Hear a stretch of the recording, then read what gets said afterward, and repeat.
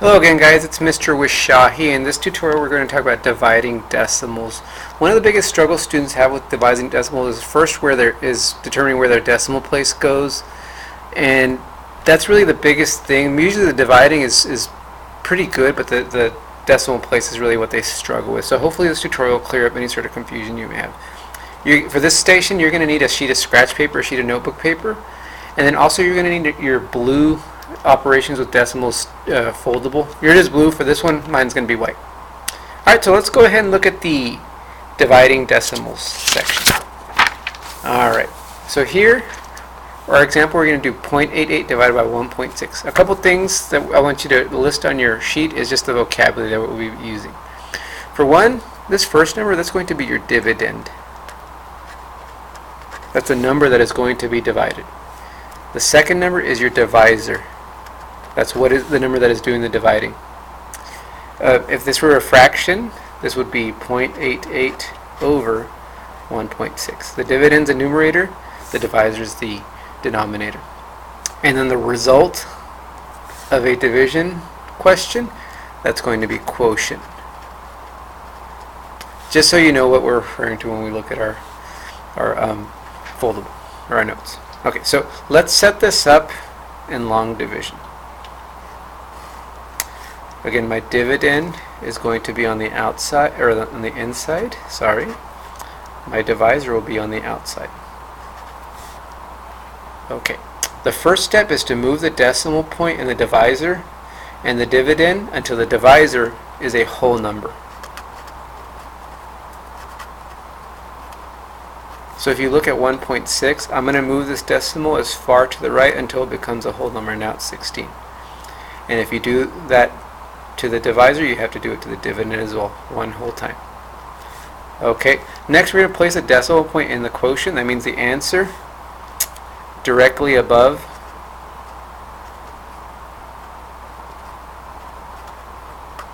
the point in the dividend. So straight up. So now you got 8.8 divided by 16. Okay, so now you're just going to divide as you would any whole number. Alright, now that you got your decimal in cent place. That's the most important part.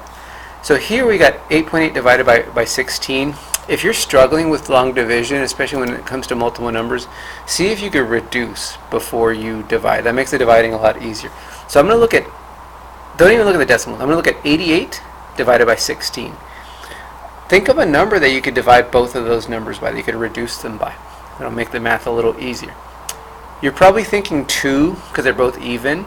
That's fine, but I like to think the bigger number the better. The bigger factor the better. I know that 8 goes into 16 and it definitely goes into 88, so I'm going to reduce them both by 8. So 16 divided by 8, that's going to be 2.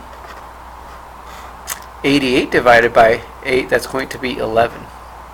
And then my decimal stays in the same spot. If you're unsure what we did there, all I did was I divided both by 8 to reduce, to make the math a little easier for myself. And now you just divide, okay? So decimal goes straight up. 2 doesn't go into 1, so I'm going to put a 0 there. However, 2 does go into 11 5 times, because 2 times 5 is 10. I'm going to subtract 1, drop a 0 down. 2 goes into 10 5 times exactly with no remainder. So that means the quotient of 1.1 divided by 2 is 0.55, which is the exact same quotient of 0.88 divided by 1.6. Okay, I'm going to show you on a calculator just to prove to you that even though we changed the numbers up a little bit by reducing, we got the same answer. So 0.88 divided by 1.6, and there we go, we get the same exact quotient, the same answer. Okay, so again, just try and reduce to make the math a little easier for yourself. Alright, so let's go through some sample problems. This is where you'll need your scratch paper. If you need to pause or go back and look at any of the steps that we did along the way, feel free to do so. Alright, so I'm going to look at 6.21 divided by 3. So I'm going to set up my long division box. My dividend goes on the inside, 6.21 divided by 3. I don't have to move any decimals because 3 is already a whole number. So I'm going to move my decimal straight to the quotient and divide. 6 divided by 3 is 2. There's no remainder. 3 doesn't go into 2. I need to put a 0 there. If you ever have to skip a number or a place value, make sure you put a 0 there. A lot of students will forget that. They'll skip it. 3 goes into 21, though, 7 times. 7 times 3 is 21, so you get no remainder. Okay, that one was pretty easy. We didn't have to move any decimals. Let's look at the next one. This one you could tell you probably will have to move some decimals. 0.075 divided by 0.15. Okay, look at 0.15. How many times do you think you're going to have to move that decimal? You're right, twice. Once, twice. So do the same on the inside. Once, twice. And your decimal goes straight at the top. Alright, now you're just dividing 7.5 by 15. 15 does not go into 7, so I'm going to have a 0 there. So that means my answer is going to be less than 1. Okay, 15 goes into 75. Well, easiest way is you could either divide them both by 5 to reduce, or count by 15s. 15, 30, 45, 60, 70. So 5 times. Okay, and there you don't have any remainder. Alright, let's go to the next example. Alright. 0.045 goes on the inside, and 9 thousandths goes on the outside. How many times will we have to remove our decimal on the outside to make it a whole number? 3 times. 1, 2, 3. So we do the same on the inside. 1, 2, 3. And if you look at it now, all we're now dividing is 45 by 9. And that should be, simple math for you, especially if you're really good at your times tables. Alright, 9 goes into 45, a whole 5 times with no remainder.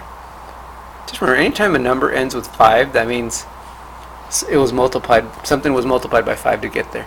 So if you're dividing something and it ends with 5, your answer should also end with 5. Okay? Alright, let's look at our last example. We got a whole 30 divided by 0.06. So I'm going to move my decimal on the 0.06 twice to make it a whole 6, and do the same to 30. You don't see a decimal. You could give this number a decimal by placing it on the far right at the end of the last number without changing its value. Be very careful how you do that, though, because a lot of students would think they could just place it anywhere. No, it has to be the far right. So I'm going to move my decimal twice here as well. Once, twice. My decimal will be right here. So I went over 2 spaces, so that means I got to get 2 zeros. So now it's 3,000 divided by 6. And then you just do your math, okay? 6 doesn't go into 3, but it does go into 30 5 whole times. 5 times 6 is 30, so there's no remainder. 6 doesn't go into 0, 6 doesn't go into 0, so you're done dividing. So 30 divided by 0.06 is 500. So let's kind of recap. The key to dividing decimals is for one, be sure you put the right number. If you're doing long division, put the right number where it goes. So remember, your first number, your dividend, that goes on the inside of your long division box. The second number is what you're doing the dividing by. You're going to move your decimal place as many times as you have to until to make that number a whole number, and do the same thing to the other number. Whatever you do to one side, you do to the other. And then you divide like normal, just keying in on where your decimal place goes.